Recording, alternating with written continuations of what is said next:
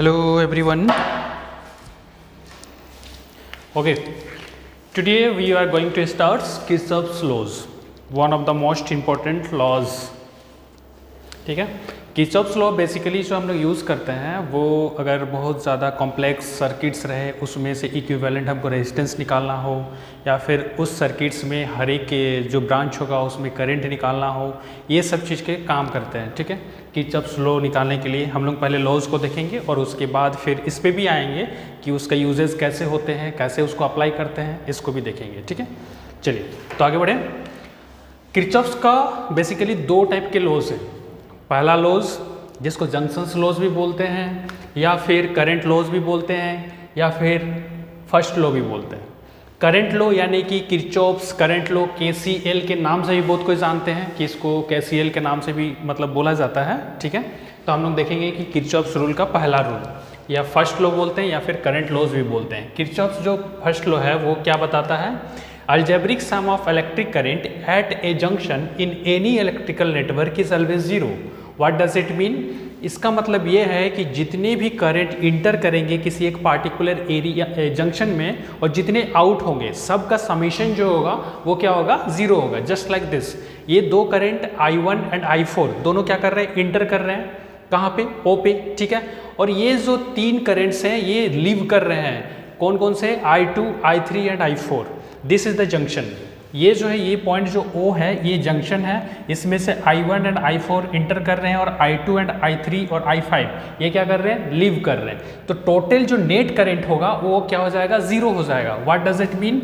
यानी कि जो इंटर करते हैं, जो करंट इंटर करेंगे उसको पॉजिटिव लेंगे और जो लीव कर रहे हैं उस करंट को नेगेटिव लेंगे.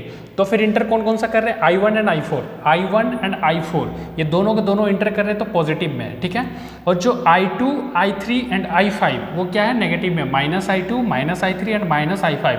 टोटल जब समीशन करेंगे तो कितना होगा? जीरो. ये बताता है किर्चॉफ्स का फर्स्ट लॉ या फिर KCL, किर्चॉफ्स करंट लॉज, जो कि ये बताता है कि टोटल समीशन जो होगा किसी पार्टिकुलर जंक्शन में वो क्या होता है? उसका करंट कितना होगा? जीरो होगा. ओके, इसका साइन कन्वेंशन क्या है? The incoming currents this two are, जैसे यहाँ पे ग्रीन कलर्स में लिखा हुआ तो ग्रीन कलर्स में जो है I1 एंड I4 ये incoming currents towards the junctions are taken positive. जो जंक्शन की तरफ आते हैं उसको पॉजिटिव लिया गया है और जो आउटगोइंग करंट रेड कलर में कौन कौन सा? I2, I3 एंड I5 ये अवे फ्रॉम द जंक्शन, ये जंक्शन से दूर भाग रहे हैं. ठीक है, तो उसको क्या लेते हैं? Negative. This are the negatives. ठीक है, तो ये हो गया साइन कन्वेंशन. अब इसमें से अगर देखा जाए तो ये किस प्रिंसिपल पे बेस्ड है? Based on the principle of conservation of charge. How conservation of charge? We know that what is current. Current basically क्या होता है? अगर करंट का फॉर्मूला देखें तो क्या होता है? Rate of flow of charge. यानी कि इस जो करंट फ्लो कर रहा है इसमें क्या फ्लो करेगा? चार्ज. इसमें चार्ज ही तो फ्लो कर रहा है. यानी कि जितना चार्ज इंटर कर रहा है उतना चार्ज लीव भी कर रहा है. तभी तो ये टोटल समीशन क्या है? करंट का जीरो है. यानी कि जितना चार्ज इंटर कर रहा है और जितना चार्ज लीव कर रहा है वो इक्वल है, तभी ये जीरो हो रहा है. यानी कि समीशन ऑफ चार्जेस यानी कि टोटल जो चार्ज है वो चेंज इन जो चार्ज बोल सकते हो वो कितना होगा? जीरो हो रहा है. इससे क्या समझ में आ रहा है कि ये ना चार्ज यहाँ पे क्रिएट हो रहा है ना ही डिस्ट्रॉय हो रहा है. जितना इंटर कर रहा है उतना लीव भी कर रहा है. ठीक है, तो ये बताता है कि ये conservation of charges neither be created not be destroyed just as per energy. Conservation of energy क्या डिस्क्राइब करता है? कि energy neither be created not be destroyed. बस वही चीज़ है. Is it clear? तो ये क्या है? किर्चॉफ्स के फर्स्ट लॉ है. और इसको क्या क्या नाम से जाना जाता है? ये किसी भी नाम से भी बोला जा सकता है. किर्चॉफ्स का करंट लॉ क्या था? किर्चॉफ्स का फर्स्ट लॉ क्या था? किर्चॉफ्स का जंक्शन रूल क्या है? ठीक है, और जंक्शन जो होता है ना, जंक्शन किसको बोलेंगे? अगर किसी जंक्शन की अगर डिफाइन करें तो क्या होता है? 3 और more wire is joined together. That joint is junction. ठीक है, किसी दो को नहीं बोलेंगे. जैसे इधर से एक वायर आ रहा है, यहाँ से कोई इधर जा रहा है तो इसको नोड्स बोल सकते हैं. दिस इज नोड्स, है ना. लेकिन अगर ये अगर तीन या तीन से ज़्यादा अगर रहे तो ये हो जाएगा जंक्शन. दिस इज जंक्शन, इसको बोलेंगे junction. Is it clear? Okay, now आगे बढ़ते हैं.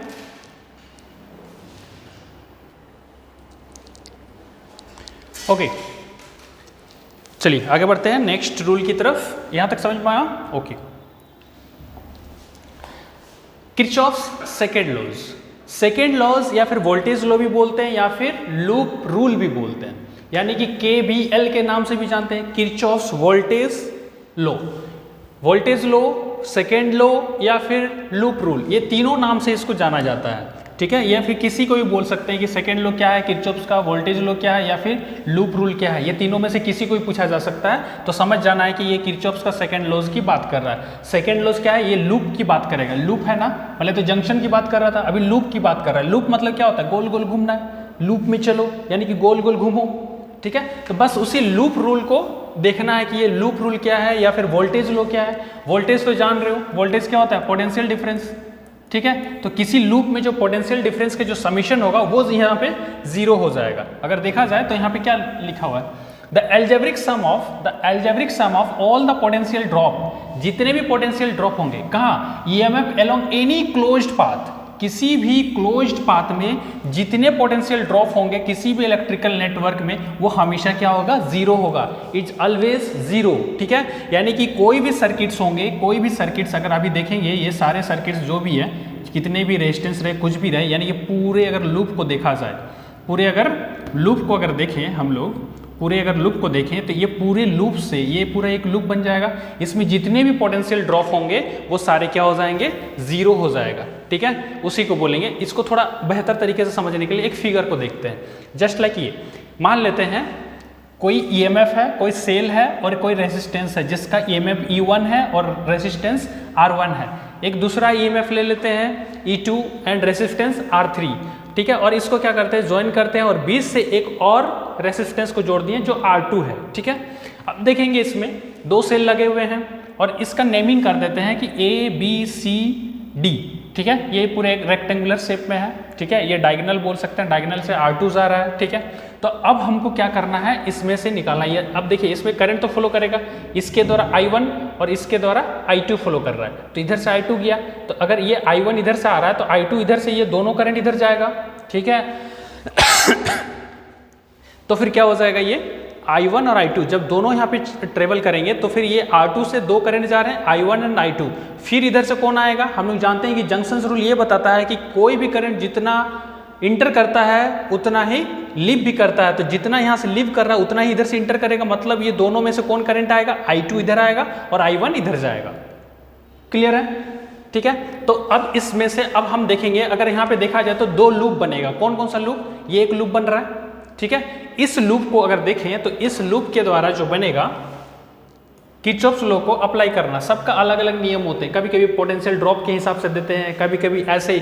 तो हम लोग जो लेंगे ना वो एक अलग तरीके से लेंगे। हम लोग क्या लेंगे? In the direction of current हम लोग उसको पॉजिटिव लेंगे, और अगर direction opposite to the direction of current होगा तो हम उसको क्या लेंगे? नेगेटिव लेंगे। तो क्या हो जाएगा? देखिए ये करंट इधर से जा रहा है, यानी कि इसमें क्या है? डायरेक्शन ऑफ करंट में है, ठीक है। और यहाँ पे जैसे नेगेटिव टर्मिनल अगर पहले मिलता है बैटरी का तो हम लोग नेगेटिव लेंगे, अगर पॉजिटिव मिलेगा तो पॉजिटिव लेंगे। और फिर ये जो लूप बन रहा है, कौन कौन सा लूप अगर यहाँ पे देखा जाए तो यहाँ पे लूप कौन सा बन रहा है? ACBA बन रहा है ना, ACBA, this is a loop, ठीक है। अगर इस लूप में पोटेंशियल ड्रॉप को देखें तो ओम्स लॉ में क्या होता है? V equal to I R. V equal to I R मतलब क्या हो गया? यहाँ पे I भी है और R भी है ना। यहाँ पे I भी है और R भी है। इससे क्या पता चलता है कि ये जो R2 में कितना करंट जा रहा है? I1 plus I2। तो यहाँ पे V कितना हो जाएगा? I1 प्लस I2 किससे जा रहा है? R2 से, ठीक है। फिर इसमें से जाएंगे, इधर तो कोई रेजिस्टेंस नहीं है। अब मिला यहाँ पे R1 मिला, कितना करंट जा रहा है? I1 जा रहा है, तो प्लस I1 कितना होगा? R1। अब हमको फिर क्या मिला? नेगेटिव टर्मिनल मिला EMF 1 का, यानी कि minus E1 is equal to 0। ये चीज बोला है ना, इज ऑलवेज नेटवर्क इज 0। किसी भी क्लोज लूप में जो टोटल पोटेंशियल ड्रॉप होगा, देखिए ये भी पोटेंशियल है, ये भी पोटेंशियल है और ये भी पोटेंशियल है। ये पोटेंशियल क्यों है? क्योंकि current into resistance V equal to I R, तो ये भी पोटेंशियल हुआ, यह भी V equal to I R, और ये तो खुद EMF, ये खुद पोटेंशियल होता है। तो फिर ये टोटल पोटेंशियल का जो समीशन होगा वो कितना होगा? 0 होगा। यानी कि किसी भी लूप में जो पोटेंशियल ड्रॉप होगा वो कितना होगा? 0 होगा। तो ये लूप के द्वारा ACBA के द्वारा ये हुआ, ठीक है। अब अगर एक दूसरा लूप भी दिख रहा है हमको, ये जो लूप है, ठीक है, दूसरा लूप अगर देखें, लूप कौन सा? ACDA। ACDA, ये दूसरा लूप है। अगर दूसरे लूप के द्वारा अगर देखें तो इसमें कौन सा जा रहा है, A से C जाएंगे तो फिर से वही चीज मिलेगा। कौन सा, I1 plus I2 R2, yes. और फिर दूसरा इधर कौन सा है, I2 एंड I2 R3। फिर हमको कौन सा मिला, नेगेटिव पोटेंशियल मिला, मतलब फिर से नेगेटिव E2, ठीक है। और फिर A तक चल जाएंगे तो कुछ नहीं मिला, ठीक है। तो टोटल हो जाएगा 0। दिस वन क्लियर है, समझ में आया, यहाँ तक समझ में आया ये चीज, ठीक है। यहाँ पे क्या है, ये भी V equal to I R, यानी कि इस लूप में, कौन सा लूप में, ये जो इस लूप में अगर देख रहे हैं तो इसमें जो पोटेंशियल ड्रॉप हो रहा है वो A से C जा रहा है, तो I1 प्लस I2 R2, ठीक है। और यहाँ पे जो पोटेंशियल होगा वो किसके, यहाँ से जो करंट जा रहा है वो कितना जा रहा है, I2 जा रहा है। I2 करंट यानी कि इसके द्वारा कितना हो जाएगा, I2 R3। और इसमें पहले क्या है, नेगेटिव टर्मिनल मिल रहा है, तो यहाँ पे नेगेटिव हो गया E2, ठीक है। इसको ऐसे भी लिख सकते हैं कि I1 plus I2 R2 plus I1 R1 equal to E1, EMF of 1। और यहाँ पे क्या हो जाएगा, I1 plus I2 into R2 plus यहाँ पे कितना हो जाएगा, I2 R3 equal to E2। और हम जानते हैं किसी भी इक्वेशन को सॉल्व करने के लिए अगर दो वेरिएबल्स हैं तो दो मिनिमम इक्वेशन चाहिए, 3 वेरिएबल्स तो 3 मिनिमम इक्वेशन चाहिए। और यहाँ पे दो ही वेरिएबल है, I1 और I2, तो हम इसको सॉल्व भी कर सकते हैं, ठीक है। लेकिन रेसिस्टेंस का कोई वैल्यू नहीं है, EMF का कोई वैल्यू नहीं है, दैट्स वाई हम लोग यहाँ पे इसको यहीं तक छोड़ते हैं, ठीक है। अब देखिए ये लूप रूल समझ में आ गया होगा बेसिकली। अगर लूप रूल देखा जाए तो लूप रूल समझ में आ गया होगा। अगर यहाँ पे देखें दिस वन, ठीक है, लूप ABCA, यहाँ पे जो हमने पॉजिटिव लिया था उसको नेगेटिव लिया है, जो नेगेटिव है वो पॉजिटिव हो गया, क्लियर है। अगर देखा जाए तो देखिए यहाँ पे -E1 है, ठीक है, -E1 है, और यहाँ पे प्लस, हाँ सेम चीज लिया हुआ है, ये अलग नहीं लिया है, ये प्लस I1 R1 और ये भी हमने प्लस लिया था इक्वल टू 0, ठीक है। अगर ये दूसरा लूप देखा जाए तो दूसरा लूप के द्वारा क्या हो जाएगा, दिस इज, ठीक है, ये उल्टा साइड से जा रहा है, उल्टा side in the current direction का ऑपोजिट में जा रहा है। तो यहाँ पे ये नेगेटिव, ये जो पॉजिटिव लिया था उसको नेगेटिव लिया है, नेगेटिव को पॉजिटिव, दोनों ही कर सकते हैं, ठीक है। लेकिन हम लोग सबसे ज़्यादा इजी जो मेरे हिसाब से जो लगता है वो क्या लगता है, इन द डायरेक्शन ऑफ करंट रहेगा तो वो पॉजिटिव, अपोजिट में रहेगा तो नेगेटिव। और EMF के केस में अगर नेगेटिव टर्मिनल पहले मिला तो वो नेगेटिव हो जाएगा, पॉजिटिव टर्मिनल पहले मिला तो पॉजिटिव हो जाएगा, इजी तरीके से, ठीक है। बात समझ में आए, क्लियर है। चलिए आगे बढ़े। तो ये इस किस प्रिंसिपल पे ये बेस्ड है, this is based on the principle of conservation of energy. We know that change in potential क्या होता है, change in potential per unit charge, that is the potential difference होता है ना। तो ये पोटेंशियल एनर्जी जो है, ये पोटेंशियल एनर्जी चेंज कहाँ कर रहा है, अगर हम A से शुरू किए और वापस अगर हम A ही तक पहुँच गए, अगर हम A से शुरू करते हैं और वापस अगर A ही तक पहुंच जाते हैं तो यहाँ पे किसी तरह का कोई पोटेंशियल एनर्जी में कोई खर्च हुआ नहीं, ये तो जीरो है ना। चेंज इन पोटेंशियल एनर्जी क्या हो गया, zero. Therefore V equal to potential difference अगर पूरा में क्या हो रहा था, जीरो हो रहा था कि नहीं, टोटल जो V आ रहा था वो कितना हो रहा था, जीरो। यानी कि चेंज इन पोटेंशियल डिफरेंस क्या हो गया, जीरो। इससे क्या समझ में आता है कि अगर किसी तरह का कोई डिफरेंस ना हो, कोई एनर्जी में डिफरेंस नहीं है, मतलब क्या हो गया, जितना एनर्जी पहले था बाद में भी उतना ही एनर्जी है। यानी कि this is the laws of conservation of energy, ठीक है। ये क्या बताता है, laws of conservation of energy. इसीलिए ये किस पे डिपेंड है, कंजर्वेशन ऑफ एनर्जी पे, क्योंकि यहाँ पे एनर्जी किसी तरह का कोई लॉस ही नहीं हो रहा, ठीक है। That's why this is the based on the conservation of energy, okay. Okay, यहाँ तक समझ में आया, यहाँ तक किसी को डाउट है, ठीक है। आई होप शायद दोनों लॉज समझ में आ गया होगा, ठीक है। ये दो लॉज, एक पहला लॉज क्या था, जंक्शंस रूल वाला था, और दूसरा क्या था, लूप रूल वाला था। जंक्शंस में क्या था, बेसिकली जितने करंट इंटर करते हैं उतने लीप भी करते हैं, ठीक है, वो जंक्शंस रूल था। और अगर हम लोग देखा जाए कि एक अप्लाई भी हम लोग कर सकते हैं जंक्शंस के अलावा, अगर वो लूप जो है ना एक दूसरे में भी काम आता है, जब नेटवर्क बहुत ही ज़्यादा जटिल हो जाता है, ठीक है, उस कंडीशन में जितने करंट यहाँ से निकलते हैं उतना ही करंट इधर आउट, देखिए ये जितना आउट हो रहा है उतना ही इन कर रहा है। इससे क्या पता चलता है, हम लोग जो करंट जो डायरेक्शन लिए थे वो सही है, अदरवाइज क्या हो, वो सही नहीं होगा। यहाँ पे आया I2 और इधर आ रहा है I1 प्लस I2, मतलब वो गलत है। जितना लीव किया उतना ही इंटर भी करेगा, ठीक है। तो ये होता है वो जो जंक्शन रूल है, उसी थ्योरी को इसमें भी अप्लाई कर सकते हैं, किसके लिए, सिर्फ और सिर्फ करंट का डायरेक्शन को लेने के लिए, ठीक है। और ये लूप रूल यानी कि जब भी हम लोग का सर्किट क्लोज्ड होगा तो उससे करंट फ्लो करेगा, और क्लोज्ड है मतलब वो लूप होगा, है कि नहीं? अगर वो क्लोज्ड है मतलब उसमें लूप तो होना ही है, ठीक है, यानी कि लूप है तो हम लोग खोज के लूप निकाल सकते हैं। क्लियर है? इससे बेसिकली हम लोग देखेंगे एनसीईआरटी के कुछ क्वेश्चन है, एग्जांपल्स हैं, उसको भी सॉल्व करेंगे। चलिए देखते हैं, आगे बढ़ते हैं। Okay, how to apply Kirchhoff's law, ठीक है, इस पे कैसे अप्लाई करेंगे किरचॉफ्स लॉ, ये एनसीईआरटी का बेसिकली एग्जांपल का क्वेश्चन है, ठीक है। तो इसमें क्या है, आपको गिवन है कि यहाँ पे 10 वोल्ट का पोटेंशियल ड्रॉप आपको दिया हुआ है कि यहाँ पे 10 वोल्ट सप्लाई किया जा रहा है, और इसमें ये है क्वेश्चंस में कि ये जितने भी रेसिस्टेंस है सब 1 ओम रेसिस्टेंस है। कितना है? सब 1 ओम का रेसिस्टेंस है। और इसमें देखिए ये जो करंट, इसमें अगर ये पोटेंशियल लगा हुआ है और ये सर्किट अगर क्लोज्ड है तो इसमें क्या होगा, करंट फ्लो करेगा। अगर करंट फ्लो करेगा तो कितना करंट फ्लो कर रहा है? 3i। अब देखो 3i, ये भी 1 ओम, ये भी 1 ओम, ये भी 1 ओम। हम लोग जानते हैं कि अगर पैरेलल में सेम अमाउंट ऑफ रेसिस्टेंस अगर मिले तो सेम अमाउंट ऑफ करंट उससे हर एक सर्किट हर एक पाथ से फ्लो करेगा। तो हर एक पाथ से क्या इतना हो जाए, आई और आई, ठीक है, तीनों में आई करंट फ्लो करेगा। और जैसे ही ये ऊपर जाएगा तो फिर इसमें क्या मिलेगा, फिर से वही सेम चीज होगा। देखिए फिर से इसको 1 ओम मिलेगा, तो यहाँ पे कौन सा करंट, कितना करंट जा रहा था? आई करंट जा रहा था। इसमें कितना करंट था? आई करंट था। तो ये फिर डिवाइड हो जाएगा, तो कितना में डिवाइड हो जाएगा? I/2 में, ठीक है। अब देखिए फिर ये करंट किस में जाएगा, इसमें भी 1 ओम, इसमें भी 1 ओम, तो ये भी तो आई करंट ही जा रहा था, यहाँ पे आई करंट जा रहा था, तो फिर इसमें कितना डिवाइड हो जाएगा? I/2, और ये भी I/2। फिर ये करंट इधर मिलेगा और ये करंट इधर जाएगा। जब दोनों मिल जाएगा तो फिर से क्या बना रहा है? आई करंट, यानी कि फिर वो सी जंक्शन में वो मैच कर जा रहा है। यानी कि देखिए जितना यहाँ से इंटर किया था उतना ही यहाँ पे लीव करके यहाँ पे मिल गया आई। अब देखिए फिर दूसरा, इसमें भी जा रहा है, इसमें, अब इसमें देखिएगा तो इसमें I/2, इधर I/2। क्लियर है? ये I/2 जा रहा है और इधर भी I/2, और हम जानते हैं इसमें भी I/2 था, तो ये I/2 जो करंट है और ये I/2 मिलके फिर से क्या बनाएगा? आई। फिर उसी तरह से इधर I/2 और ये I/2 दोनों मिला के क्या बनेगा? आई। यानी कि लास्ट में हमको फिर से कितना मिल रहा है? 3i, यानी कि फिर से 3i, यानी कि जितना इंटर किया उतना ही लीव कर रहा है करंट, यानी कि हमारा जो करंट का डायरेक्शन था वो क्या है? सही है, ठीक है। अब ये करंट किधर से जा रहा है? ऐसा करके ये फ्लो कर रहा है। ओके, अगर जब ये फ्लो कर रहा है तो अगर हमको इसमें से निकालना है इक्विवेलेंट रेजिस्टेंस, पहला क्वेश्चन क्या है? Find the equivalent resistance, find the equivalent resistance.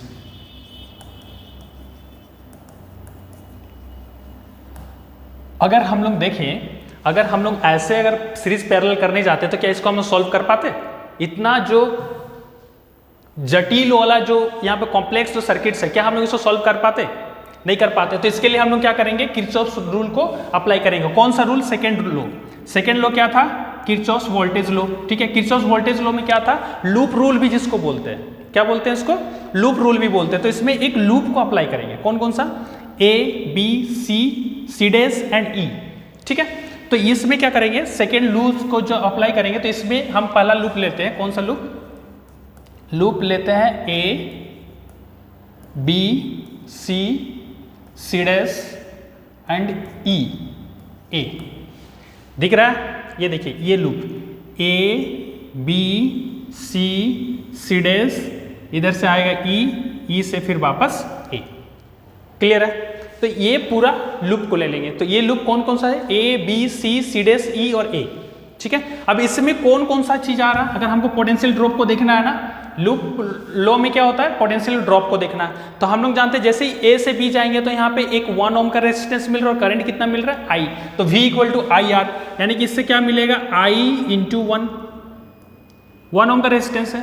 फिर जाएंगे B पे, प्लस B पे जाएंगे तो क्या हो जाएगा? इन द डायरेक्शन ऑफ करंट में ही जा रहा है इसलिए प्लस ले रहे हैं, ठीक है। तो फिर वहां पे क्या आ जाएगा? B से C जाएंगे तो वहां पे 1 ओम का रेजिस्टेंस है और करंट कितना है? I/2। फिर जाएंगे C से C डैश पे तो वहां पे फिर से 1 ओम का रेजिस्टेंस है और करंट कितना है? I, यानी कितना हो जाएगा? 1 × I। और फिर जब इधर से आएंगे तो C डैश से इधर कहीं नहीं मिल रहा है, फिर नेगेटिव टर्मिनल मिल रहा है किसका? E का, और वहां पे कितना है? माइनस कितना हो जाएगा फिर? 10 वोल्ट = 0। उसके बाद A तक कहीं कुछ नहीं है। क्लियर है? तो ये एक लूप बन गया। तो इसमें से हमको I का वैल्यू निकल जाएगा। कैसे? देखिए यहाँ पे I × 1 is I, plus I/2 × 1 is I/2, और प्लस I × 1 इज I = 10 लिख सकते हैं, ठीक है। और इसको रेशनलाइज करेंगे तो कितना हो जाएगा? 2I + I + I = 10, ठीक है। ये 2 उधर चल जाएगा तो कितना हो जाएगा? 5I = 20, आई इक्वल टू कितना हो जाएगा 20/5, दैट्स मीन्स 4 एम्पियर, यानी कि I equal to how much, this is the 4 ampere. Clear? तो यहाँ पे हम लोग का करंट कितना निकल गया 4 एम्पियर, और हमको आर इक्विवेलेंट चाहिए। बहुत इजी, पोटेंशियल दिया हुआ है, करंट मिल गया, तो हमको R equivalent, R equal to क्या होता है V/I, V equal to IR होता है ना, तो आर इक्वल टू क्या हो जाएगा V/I, और V कितना दिया हुआ है 10, I कितना निकला 4, therefore R equal to 5/2। Yes और नो? रुक जाओ, ये R इतना ही नहीं होगा, इसमें थोड़ा सा और करना है। ये I तो ये करंट निकला ना, टोटल करंट कितना है 3I, टोटल करंट कितना हो जाएगा, देयरफॉर टोटल करंट पहले निकाल लेंगे ना, तब ना होगा। टोटल करंट कितना हो जाएगा 3I equal to 3 × 4 equal to 12 ampere. कितना आ रहा है 12 एम्पियर। तब यहाँ से R निकलेगा, क्योंकि यहाँ पे I नहीं है ना, सिर्फ करंट I नहीं है, यहाँ पे टोटल करंट कितना है 3I जा रहा था, ठीक है, तो 3I के हिसाब से वहाँ पे I आया था। तब यहाँ पे क्या करेंगे, रेजिस्टेंस इक्वल टू क्या हो जाएगा V/I, V कितना था 10 और I कितना हुआ 12, यानी कितना हो जाएगा 5/6 ओम, ठीक है, यानी कि R equivalent is equal to 5/6 ohm. Clear? यहां तक समझ में आया? This will be answer of this questions. पहला क्वेश्चंस का आंसर निकल के आ गया। क्लियर है? ये जो समझ में आया, लूप पहले लिए, लूप से फिर करंट पोटेंशियल ड्रॉप को निकाले, पोटेंशियल ड्रॉप कितना हो रहा था, एक लूप में 0 होता है हम लोग जानते हैं, तो वो सारा चीज़ को जैसे इसको सॉल्व कर रेशनलाइज करेंगे तो 5/5 ये उधर चल जाएगा तो 20 हो जाएगा, यानी कि I equal to 20/5 that is the 4 ampere. Total current कितना हो जाएगा, टोटल करंट यहाँ पे 3I ट्रेवल कर रहा था, तो यहाँ पे तो I का वैल्यू निकला है, तो 3I इक्वल टू कितना हो जाएगा 12, यानी कि 12 एम्पियर पूरे सर्किट से करंट फ्लो कर रहा है। तो 12 एम्पियर में कितना हो जाएगा, R equivalent, R equal to V equal to IR होता है, तो R equal to V/I, therefore V कितना है 10 और I कितना निकला 12 निकला ना, तो ये कितना हो जाएगा 5/6 ओम, R इक्विवेलेंट इक्वल टू 5/6 ओम। यहाँ तक किसी को डाउट है? आई होप नहीं होना चाहिए। ओके, नेक्स्ट आगे बढ़े। शायद वीडियो में ये चीज़ दिख रहा है कि नहीं दिख रहा होगा, ये चीज़ थोड़ा रिफ्लेक्शन ज़्यादा बन जाता है ना, तो इसको एक बार नहीं तो एनसीईआरटी के बुक से देख लीजिएगा, और फिर सॉल्यूशंस जो भी है वो उसमें भी किया हुआ है, लेकिन इसको समझने के लिए ये चीज़ है, ठीक है। चलिए नेक्स्ट आगे बढ़े। अगर इसमें करंट, अगर हर एक ब्रांच से करंट निकालना है, हर एक ब्रांच से करंट, वो तो हम लोग को पता चल गया कि 3I कितना निकला, हर एक ब्रांच से अगर हमको करंट चाहिए तो बहुत ईजी है, 3I equal to 12 ampere, I equal to 4 ampere, तो I/2 कितना हो जाएगा, I/2 इक्वल टू 2 एम्पियर। तो यही तीन ही तो करंट जा रहा है इसमें, कौन कौन सा, देखिए ये I है, तो इस ब्रांच से कितना हो जाएगा 4 एम्पियर, इसमें भी 4 एम्पियर, इसमें भी 4 एम्पियर। अब देखिए इधर I/2 जा रहा है तो इसमें 2 एम्पियर, इधर 2 एम्पियर, ठीक है, फिर इधर हो जाएगा 4 एम्पियर, क्योंकि इधर भी 2 एम्पियर निकलेगा, ये दोनों निकल मिट करके क्या हो जाएगा 2 to 4 हो जाएगा, यानी फिर से 4 एम्पियर, ये भी 4 एम्पियर निकल जाएगा, इधर से 2 एम्पियर, इधर से 2 एम्पियर, और 2 दोनों मिलकर इधर 4 एम्पियर, फिर से इधर 4 एम्पियर, फिर से यहाँ पे कितना मिल जाएगा 12 एम्पियर। तो हर एक ब्रांच से हमको करंट भी मिल जाएगा, ठीक है। तो अगर एक बार करंट हम निकाल लिए, ये निकाल लिए, तो आराम से कर सकते हैं। ऐसा सबसे बड़ा दिक्कत क्या है, अगर जब एग्जाम में सॉल्व कीजिएगा उस टाइम करंट का डायरेक्शन भी हो सकता है कि ना दिया हो, तो आपको करंट का डायरेक्शन भी होना चाहिए। उसके लिए जंक्शंस रूल को अच्छे से अप्लाई करेंगे, फिर लूप रूल से हम लोग अपना क्वेश्चन सॉल्व कर लेंगे। क्लियर है? चलिए, वेरी गुड।